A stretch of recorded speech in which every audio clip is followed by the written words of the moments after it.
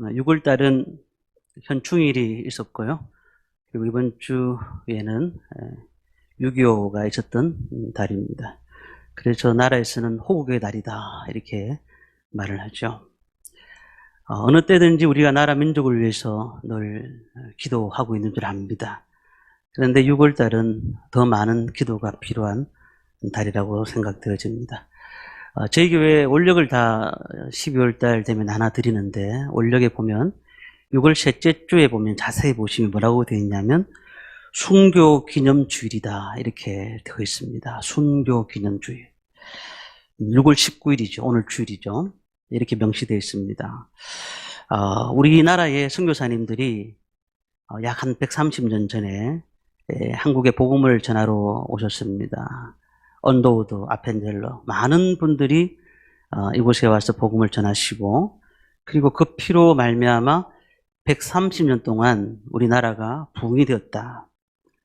그래서 지금도 우리나라에는 5만 개가 넘는 교회가 세워져 있다는 거죠. 그리고 믿는 사람들의 수는 들쭉날쭉하지만 약 한 1,000만 명이 되지 않느냐라는 그런 통계를 제가 본 적이 있습니다. 그렇게 되기까지 얼마나 많은 사람들이 이곳에서 복음을 전했는가 우리는 한번 오늘 생각해 볼 필요가 있다고 생각합니다. 우리 영상을 보면은 보시면은 저 양아진 묘역에 가면은 이런 하나님이 조선을 이처럼 사랑하사라고 이렇게 붙여놨습니다. 그리고 그 다음에 보면요, 저게 이제 양아진 묘역입니다. 양아진 다리를 딱 넘어가면 서울에 들어가면 그 순교자 기념 묘역이 있습니다. 청년들하고 한번 몇 년 전에 갔다 온 적이 있습니다만은 저곳에 가면 우리나라 사람들이 아닌 외국인들이 우리나라에 복음을 전하러 오셔서 저렇게 순교하신 묘역입니다. 저기는 우리 젊은 사람들, 나이 드신 분들도 다 있지만은 안타까운 것은 태어난 지 하루 된 아이도 저게 같이 묻혀 있다는 사실입니다. 순교사님 따라와서 그 자리에서 아이를 놓고 또한 거기서 죽임을 당했던 아이까지 있습니다.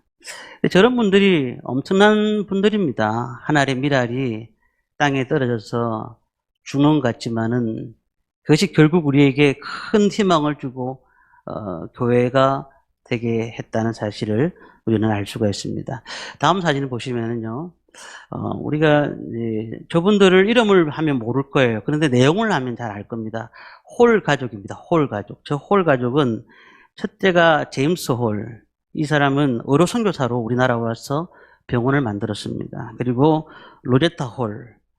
이분은 평양에 병원을 설립했습니다. 그리고 소우더 홀이라는 사람은 대한교회협회에 장으로 안장되어 있는데 옛날에 저희 나이 비슷한 분들은 다 아실 건데 시를 만들었잖아요. 이렇게 시를 만들어서 그것을 팔았던 적이 결핵 환자들을 위해서 팔았던 적이 있는데 저분이 저것을 이제 만들어서 우리나라에 보급을 한 사람이 저 사람들입니다. 그래서 광성학교를 세우고 평양부터 서울에 있는 모든 병원들을 다 저 사람이 세운 건 아니지만 그렇게 해서 가족묘가 딱 붙여져 있습니다. 그런데 놀라운 것은 저게 아이들이 따라왔는데 아이들이 3살 아이도 따라왔고 그리고 또 한 달 된 아이도 거기서 낳는 아이들이 있었는데 그 아이들까지도 다 저게 묻혀 있다는 사실을 우리는 알 수가 있습니다.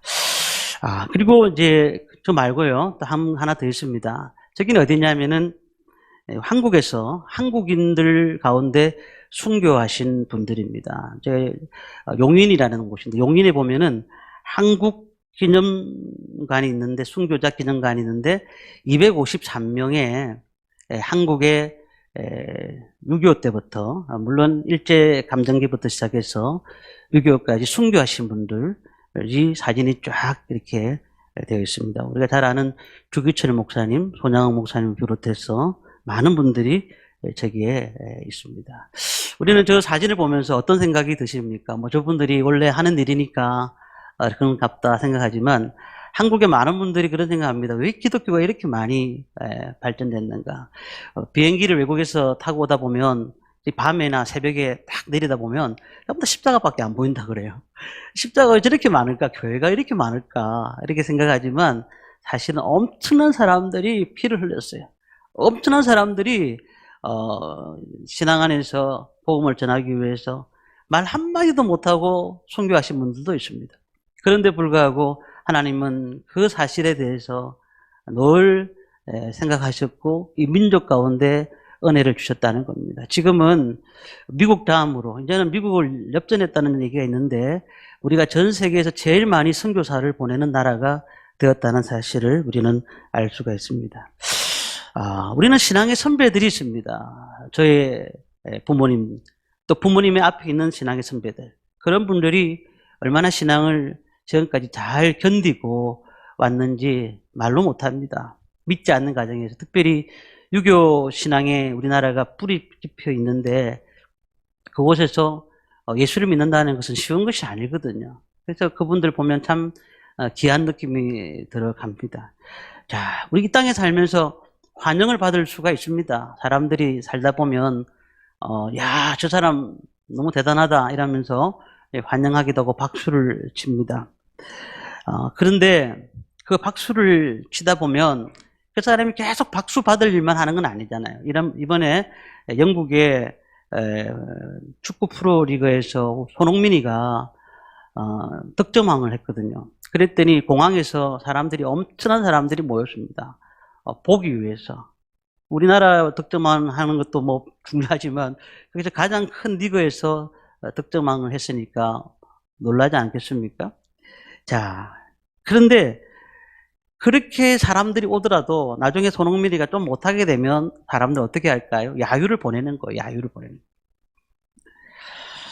실제로 그런 일이 있었습니다. 미국에 월드컵이 일어났는데 그리고 남미 선수가 어떻게 하다가 자살골을 넣었습니다. 자살골을 넣으니까 자기 나라로 들어오는 선수를 자기 총으로 쏴버렸어요. 죽였다니까요.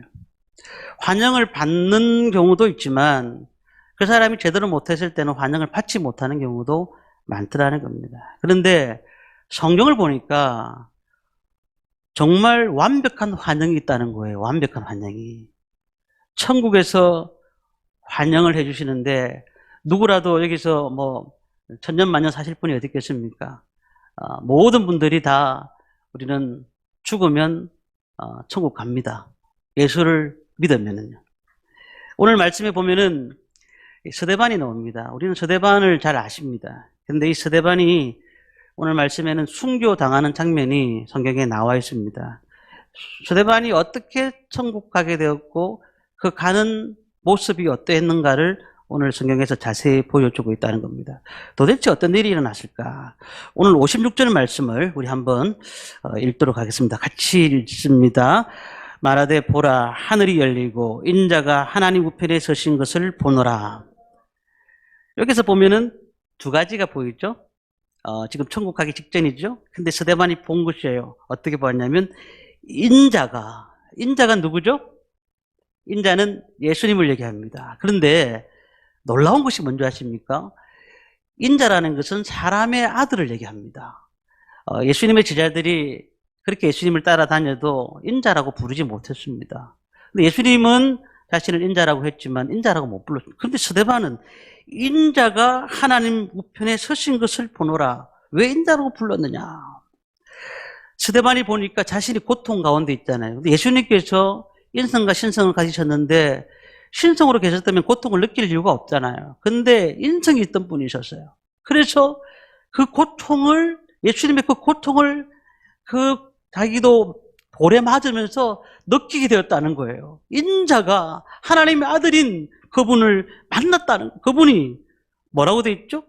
서신 것을 본다라. 우리가 오늘 사도신경을 했습니다. 사도신경 할 때 우편에, 예수님 우편에 앉아 계신다. 하나님 우편에 앉아 계신다고 말씀하잖아요, 예수님이. 그런데 예수님께서 하나님 우편에 서 계신 것을 보았다고 얘기했어요. 자, 이걸 뭘 의미하는가를 알아야 돼요. 예수님이 왜 서 계셨을까요? 다 앉아 계셔야 되는데, 하나님 옆에. 지금 스데반이 순교하고 있는 그 장면 가운데 주님께서는 환영하고 계신다는 거예요. 환영하고 계신다는 거예요. 우리가 다들 천국 가십니다. 예수를 믿고 구원받은 자들은 천국 갑니다. 자, 그런데 어떻게 환영하느냐가 매우 중요할 거 아니겠어요. 정말 주님께서 서셨다. 너 정말 고생 많이 했다. 너 정말 최선을 다했구나. 라고 주께서 일어서서 서 계셨다는 사실을 보면서 우리는 무엇을 느꼈을까요? 스데반아, 빨리 오너라. 내가 너를 기다리고 있다. 너무나 강력한 모습들이 그 가운데 보이지 않았을까요? 우리의 인생을 다 살아가는데 어떤 분들은 빨리 돌아가시는 분도 있고 어떤 분들은 이렇게 연세가 지긋지해서 이제 시간이 되어서 가시는 분도 계시지만은 근데 늦게 가고 빨리 가고 이것도 중요합니다. 오래 사셔야 돼요. 우리 성도님들은 다. 그렇지만 더 중요한 게 뭘까요? 우리는 누구라도 하나님 앞에 선다는 겁니다. 하나님 앞에 선다는 거예요. 예수님 앞에 선다는 거예요. 그렇다면 이 스데반은 예수님을 벌떡 일으켜 세우셨잖아요. 오늘 우리의 삶들은 정말 내가 인생에 살면서 아유 하나님 내가 너무 힘들게 살다 왔습니다. 그러다 보니까 뭐 신앙생활도 제대로 못하고 살았는데 이렇게 하는 것보다는 야 정말 내가 최선을 다했구나. 정말 최선을 다했구나. 그러면서 환영하는 그 모습들을 우리는 한번 상상해 보시기 바랍니다. 갑자기 돌을 맞으면서 그 순간 일어났던 그 예수님의 모습을 한번 생각해 보시기 바랍니다. 우리 성도님들, 저와 성도님들은 동일한 환영을 받으시기를 바랍니다. 하나님이 도대체 어떻게 하면 우리에게 이러한 놀라운 은혜를 주실까? 오늘 저는 몇 가지로 말씀을 드리고자 합니다. 첫 번째로 스데반은 하나님의 말씀을 지킨 사람이었습니다. 하나님의 말씀을 지킨 사람이에요. 자, 스데반을 죽인 사람이 누구죠? 예. 그 당시에 사내들인 공회원들입니다. 이 사람들이 뭐 하는 사람이냐면 율법학자들이에요. 그리고 이스라엘 지도자들입니다. 근데 왜 그 사람들이 스데반을 죽였을까요? 지금 이 땅에 메시아가 오셨는데 그들은 아직까지 메시아를 기다리고 있어요. 메시아가 저렇게 오실 리가 없다. 그렇게 생각한 것이죠. 그들은 구약 성경을 줄줄줄 외우다시피 했어요. 성경을 모르는 게 없어요. 정말 대단히 잘 알아요. 그런데도 불구하고 메시아가 이 땅에 오셨다는 사실을 인정하지 않습니다. 그런데 스데반이 오늘 말씀은 제가 56절부터 60절까지 읽었지만 그 앞에 두 장은 스데반의 설교가 나오거든요. 엄청난 설교를 합니다. 근데 그 설교를 들었던 그들의 마음이 오늘 보니까 뭐라고 되어 있느냐 하면 그들의 마음이 찔렸다라고 되어 있어요. 찔렸다. 말씀을 들었던 그들의 마음들의 변화가 찔렸다는 거예요. 찔렸다는. 그들이 이 말을 듣고 54절 보니까 나오죠. 그들이 이 말을 듣고 마음에 찔렸다. 찔렸다는 말이 헬라어로 디에프리온토라는 말입니다. 디에프리온토. 이게 무슨 말이냐면 화살이 관역에 꽂혔다는 거예요. 그러니까 그 말이 스데반의 말이 내 가슴에 꽂혔다는 거예요. 꽂혔다는 거예요. 전곡을 찔렀다는 거예요. 전곡을. 이 사람들이 그 말에 대해서 누구라도 노라고 말하지 않는다는 거예요. 그 말이 맞다. 하지만 당신은 지금 이 자리에 있으면 안 된다. 오늘 우리가 하나님 말씀을 듣습니다. 늘 하나님 말씀을 들어요. 근데 그 말씀을 들을 때마다 그 말씀을 들으면서 하나님이 나에게 주셨던 말씀이면 어떨 때는 마음을 찌를 때가 있어요. 마음을 찌른다니까요. 그러면 그때 어떤 느낌으로 받아야 되느냐면 이 말씀은 하나님이 나를 향해서 하신 말씀이다. 그렇게 받아야 돼요. 그렇게 받으면 내 속에서 잘못됐던 썬뿌리가 녹아지고 놀라운 하나님의 역사를 맛볼 수가 있는 거거든요. 우리가 하나님 말씀은 우리에게 평안도 주고 기쁨도 주고 은혜도 주세요.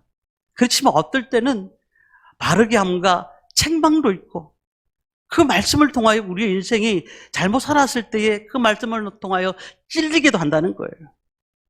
그러니까 우리가 그 말씀을 들을 때 어떻게 해야 될까요? 그 말씀을 들을 때 하나님이 나를 통해 하신 말씀이구나. 그리고 그 말씀을 들어야 됩니다. 성령님께서 나에게 알려주시는구나 라고 들어야 됩니다. 그런데 어떤 사람은 오늘 보니까 이 사람들은 이스라엘의 지도자 사람들은 어떻게 했냐면 원망하고 불평합니다. 그리고 그들이 어떻게 반응을 했는가 볼까요? 54절 보니까 그들이 이 말을 듣고 마음에 찔려 그를 향하여 어떻게 했어요? 이를 갈았다는 거예요. 이를 갈았다. 왜 갈았을까요? 길을 막았다는 거예요. 하든지 말든지 말씀을 전하든지 말든지 길을 막았다는 거예요. 너 얘기 들어봤자 아무 소용이 없다. 너 말이 맞는지는 모르겠지만 그러나 이건 아니다. 우리 교리하고는 맞지 않다. 라고 아예 듣지 않았다는 거예요. 우리가 귀 있는 자는 들을지어다 라고 예수님이 말씀하셨어요. 우리 하나님 말씀을 들을 때 골라서 들어서는 안 돼요. 그 말씀을 들을 때 무조건 아멘 할 때 우리 삶 가운데 어떨 때는 전곡을 찌르는 말씀도 있고 어떨 때는 평안을 주는 말씀도 있으니까 우리 마음속에 힘들 때라도 하나님이 나에게 하시는 말씀이라고 생각하고 이를 가는 것이 아니고 가슴 아파야 되는 겁니다. 사도행전 2장 37절에 보니까 베드로가 똑같이 설교를 합니다. 근데 그 똑같이 찔렸다는 말이 있어요. 베드로가 설교할 때에 그 많은 사람들이 엄청나게 모인 사람들이 말씀에 찔렸습니다. 근데 베드로가 어떤 말씀을 했는 줄 아십니까? 너희가 예수님을 십자가에 못 박았다 이렇게 얘기했어요. 그런 내용들이 쭉 살펴보면요. 근데 실제로 예수님을 자기들이 십자가에 못 박은 건 아니에요. 로마 군병들이 못 박았죠. 빌라도가 책임자죠. 바나바가 책임자죠. 나중에 보니까 가룟 유다까지 올라갈 수 있어요. 가룟 유다까지. 그런데 자신들이 십자가에 못 박은 거 아니에요. 그런데 베드로가 뭐라고 했어요? 너희가 예수님을 십자가에 못 박았다라고 말을 할 때에 그들이 찔렸다는 거예요. 그들이 어떻게 했습니까? 옳습니다. 내가 예수님을 죽였습니다. 내가 죽인 사람입니다라고 얘기했다는 거예요. 그리고 어떻게 했죠? 형제들아, 내가 어찌할꼬 라고 했습니다. 우스갯소리를 하나 드린다면 베드로의 설교와 그리고 또 스데반의 설교가 굉장히 길고 베드로 설교는 짧잖아요. 그래서 왜 돌에 맞아 스데반은 죽고 베드로는 3,000명이 회개했느냐? 설교가 너무 스데반의 설교가 길어가지고 맞아 죽었다. 그런 얘기 하시는 분도 들었습니다만 이런 우스갯소리고요. 정말 누가 천국에서 환영받을 것인가? 누가 받을 것인가? 이 땅에서 존경받는 사람이 누군가? 하나님 말씀을 들었을 때 그 말씀을 받아서 순종하는 사람, 그 말씀대로 사는 사람들, 그 말씀대로 가는 사람들, 그런 사람들이 하나님이 기뻐하시는 겁니다. 지금요, 우리나라에 유튜브만 딱 보십시오. 유튜브만 딱 보면 우리나라 목사님들 설교 정말 잘하거든요. 말씀 정말 잘 전하십니다. 저도 뭐 좋은 말씀들 많이 듣습니다. 근데 말씀을 유튜브로 듣고 이 말씀도 오늘 듣고 내일도 듣고 계속 듣는데요. 문제는 그 말씀을 듣는 게 중요한 게 아니에요. 그 말씀을 내 말씀으로 받아들여야 되는 거예요. 받아들이면 역사가 나타나는데 말씀 받아들이지 않아요. 자기가 필요한 것만 받아들이는 거예요. 필요한 것. 그러다 보니까 하나님의 역사는 거기서 머무는 거예요. 우리 한국교회 아까 제가 보여드렸던 영상을 보면 PPT를 보면서 순교하신 분들이 많습니다. 근데 그 모든 분들이 어떻게 했을까요? 하나님 말씀을 순종하다가 하나님 말씀을 지키다가 순교하신 것입니다. 1924년도에 10월 24일 날 신사참배를 하지 않겠다고 강경 공립고등학교 교사인 김복희 집사님 학생들 57명이 선언을 합니다. 저 우상 앞에 하는 것은, 헛신에게 절하는 것은 우리는 하면 안 됩니다. 하나님 앞에 제됨을 깨닫고 신앙의 줄을 굳게 지키며 절하지 않겠습니다라고 얘기를 했습니다. 그러니까 이 학생들은 다 퇴학당하고 선생님은 면직당했습니다. 근데 이 일들이 신사참배운동의 첫 번째 시작이 되었다는 거예요. 우리는 그러면 어떻게 할까요? 우리는 지금 말씀을 지키다가 욕을 먹어봐야 돼요. 말씀을 지키다가. 또 다른 사람이 그렇게 얘기합니다. 적당히 예수 좀 믿으라고. 교회 뭐 자주 다니는들 뭐 의미가 있겠냐라고 얘기하잖아요. 근데 우리는 그래도 나는 적당히 믿는 것보다 하나님 앞에 열심을 다해서 신앙생활 하겠다. 정말 하나님 말씀이니까. 그리고 우리가 어떻게 살아야 될까요? 예수님께서 말씀하시면서 나를 따라오너라. 그러면서 너희들이 나를 따라오려거든 자기 십자가를 지고 따라오라고 했어요. 우리가 자기 십자가를 지는 사람이 없어요. 거의 없어요. 자기 십자가가 무거우면 내려놓습니다. 사람들이. 안 든다니까요. 그러니까 우리가 이 시대의 순교라는 것은 우리가 거창하게 뭐 순교자의 노래를 부르는 것이 아니고 지금 이 시대에서 우리가 정말 내 있는 가운데서 하나님을 어떻게 따를 것인가를 생각해야 돼요. 또 내가 있는 환경 가운데서 어떻게 내 십자가를 질 것인가를 생각해야 된다니까요. 그게 주님을 따르는 길이라는 것입니다. 두 번째는요. 스데반은 어떤 인생을 살았느냐. 하늘을 바라보고 살았어요. 오늘 56절 보니까 하늘이 열리고 그러니까 죽을 수밖에 없다는 사실을 그는 알았어요. 자기가 인생 가운데 언제는 순교할 수 있겠다는 생각이 들었겠죠. 그는 하늘의 소망을 가지고 살았습니다. 사람이 무엇을 보고 사느냐는 매우 중요한 것입니다. 사람이 보는 것에 따라서 그것에 따라서 자기의 생각이 갇혀있기 때문입니다. 늘 세상 것을 바라보면 자꾸 세상 것이 보이는 거예요. 돈에 대한 욕심이 보이면 자꾸 돈이 보이는 것이에요. 우리 젊은 학생들이 엄난문을 보면 계속 엄난문이 생각나게 돼 있는 거예요. 누가복음 16장 13절 보니까 너희가 하나님과 재물을 겸하여 섬길 수 없다고 말하거든요. 재물이 정확한 원어를 보니까 돈이에요, 돈. 너희가 돈과 하나님을 같이 섬길 수 없다라고 말씀하고 있어요. 그러니까 우리가 이걸 가만히 본다면은 이 땅을 우리가 살펴보면서 하늘을 바라볼 것인가, 하나님을 바라볼 것인가, 세상을 바라볼 것인가에 고민을 해봐야 돼요. 요즘 사회면을 보십시오. 뭐 인터넷이나 뉴스나 뭐 어떤 걸 보십시오. 미국에서는 총기 난사 사건이 계속해서 매년마다 더 일어나고 있어요. 몇 년에 한 번씩 일어나는 일들이 지금은 막 그냥 매달에 한 번씩 일어나고 끊임없이 일어나고 자기 화를 주체할 수가 없으니까. 그런데 또 놀라운 것은 그렇게 사람을 죽여놓고도 미안한 죄책감이 없는 거예요, 사람들이. 왜요?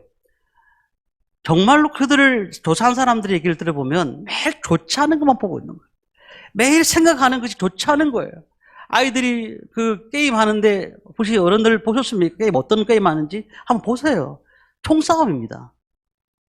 막 사람을 죽이는데 저는 보고 놀랐어요. 막 피가 터져가지고 막 그냥 뭐 겁이 나더라고요. 그걸 보면서 쾌감을 느끼는 것입니다.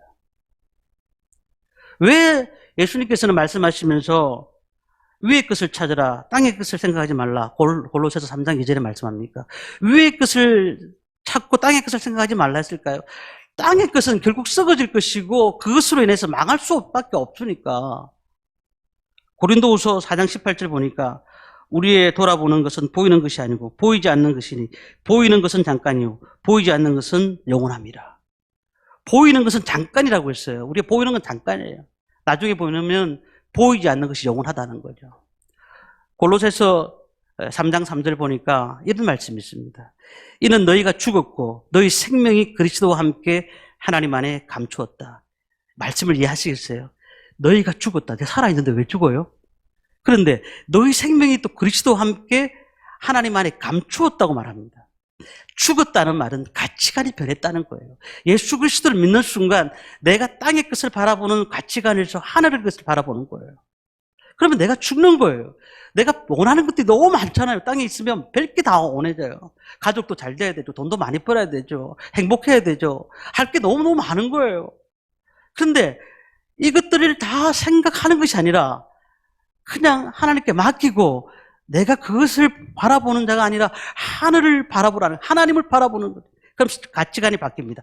그러면은 너희 생명이 그리스도와 함께 하나님 안에 감추어졌다고 말씀입니다. 우리 생명이 어디 있어요? 하나님 안에 있어요. 우리 생명이. 그래서 우리는 나의 예수는 반석이신이라고 말하잖아요. 예수님은 나의 생명이라고 말씀하고 있잖아요. 우리가 살아가는 것이 잠깐 살아가는 것에 너무 집착하지 마시기 바랍니다. 잘 살아야 됩니다. 예수 믿는 사람 신명기 28장 말씀처럼 잘 삽니다. 잘 살아 복을 받아야 됩니다. 문제는 그것에 너무 많은 욕심을 내지 마세요. 하나님께서 은혜를 주시는 대로 살아가면 돼요. 나중에 되면 또 돈을 받을 만한 사람들은 돈을 풍성히 내려주실 것이고 은혜를 주실 것입니다. 자, 이 스데반이 어땠느냐? 극한 상황이에요. 돌멩이를 집어들고 그 스데반을 지금 던졌습니다. 그럴 때에 무엇을 보았느냐고요? 하늘이 열리는 걸 보았어요. 돌멩이가 던졌을 때에 뭐 다리만 맞았을까요? 머리에 맞으면 터져버려요. 머리에 터져버리고 피가 막 난자하고 그런데다 또 던지기 시작하는 거예요. 그때 도망간 게 아니고 하늘을 바라봤다고 했어요. 아까 말씀드렸죠. 인자를 보았다. 인자가 서 있는 걸 보았다. 그 예수 그리스도께서 고난 받으신 것을 보았다는 거예요. 오늘 우리는 우리 성도님들 하늘나라의 소망을 가지고 사시기를 바랍니다. 산 순교자는 우리가 지금 밖에 나가서 순교하지는 못한다 할지라도 산 순교자는 예수님 때문에 고통당하는 한 가지 한 가지를 하나님은 아신다는 거예요. 주님 때문에 고통당하는 아파하는 것을. 그래서 주께서 우리가 천국에 올 때에 박수 치시는 거예요. 고생했다고. 정말 고생했다. 심판대에서 심판하실 때에 보좌에서 벌떡 일어나셔가지고 우리를 맞이하신다는 것입니다. 마지막 세 번째는 스데반은 늘 어떤 자세였느냐면 기도하는 자세로 살았다는 겁니다. 우리 60절 말씀 마지막으로 읽겠습니다. 60절입니다. 무릎을 꿇고 크게 불러 이르되 주여 이 죄를 그들에게 돌리지 마옵소서 이 말을 하고 자니라. 처음부터 무릎을 꿇었다 말하지 않아요. 어떻게 해요? 지금 돌로 던져서 터지고 있는 그 상황 가운데서 갑자기 무릎을 꿇었다고 했어요. 맞고 있는 가운데 무릎을 꿇었다. 정신이 혼미된 가운데서 스데반이 무릎을 꿇었다. 무슨 말입니까? 지금까지 자신의 행동이 그대로 나와 있는 거예요. 하나님 앞에 기도하는 거예요. 무릎을 꿇고 크게 불러 이르되 주여 이 죄를 그들에게 돌리지 마옵소서. 용서를 구했다는 사실에 용서를 구했다는 것이. 우리가 기쁠 때만 기도하는 것이 아니고 슬플 때만 기도하는 것 아니에요. 내 몸에 병이 찾아왔을 때도 하나님 앞에 기도하는 것이고 내 일이 정말 아무것도 너무 힘들어서 아무것도 할 수 없을 정도의 절벽 가운데 있을 때도 우리는 기도해야 된다는 사실에 스데반이 그렇게 기도했잖아요. 평소에 기도하는 모습이 그대로 나타났다는 겁니다. 그러면서 뭐라고 하고 있습니까? 주여 내 영혼을 받으시옵소서. 주여 이 죄를 저들에게 돌리지 마옵소서라고 기도했다는 사실을 오늘 기억하시기를 바랍니다. 오늘 우리는 이 땅을 살아가는 것을 너무 좋게만 살아가지 마시기 바랍니다. 예수 믿으면 좀 고난도 좀 받으시고 예수 믿으면 좀 힘든 일도 좀 생기는 게 맞는 겁니다. 어떤 분이든지 그런 분들이 뭐 교회만 다니면 다 잘 된다고 뭐 자녀들도 잘 되고 잘 되죠. 당연히 잘 됩니다. 그런데 고난이 있어요. 아픔이 있어요. 어려움이 있어요. 스데반이 예수님이 서서 그를 환영하신 것은 그냥 하신 게 아니에요. 오늘 우리는 주님 앞에 어떤 모습으로 서 있는가를 보시기 바랍니다. 이 땅에서 좀 고생스럽더라도 이 땅에서 좀 불편하시더라도 우리는 하늘을 바라보며 사시기를 바랍니다. 믿음을 지키다가 피를 흘려서 순교하신 분들처럼 살지는 못한다 할지라도 우리는 우리가 가진 십자가를 지시기를 바랍니다. 우리나라가 이렇게 하나님 은혜 가운데 지금 우리 경제를 위기를 받았다고 많이 얘기를 하는데 그래서 지금까지 잘 살 수 있는 것은 순교의 피가 흘렸기 때문이에요. 이건 다 얘기합니다. 믿지 않는 사람들도 역사를 공부하는 사람들도 얘기하는 내용들입니다. 오늘 이제는 우리가 우리 모습이 어떤 모습으로 살아갈 것인가 주님의 말씀에 반응하시기 바랍니다. 그리고 천국 갔을 때 주님께서 벌떡 일어나셔서 환영하시면서 잘했다, 고생했다, 힘들었지 안아주면서 주님의 사랑 안에서 품어주시는 놀라운 은혜를 경험하는 저와 모든 성도님들 되시기를 주님의 이름으로 축원합니다. 우리 같이 찬양합니다. 내 마음이 주를 향한 사랑이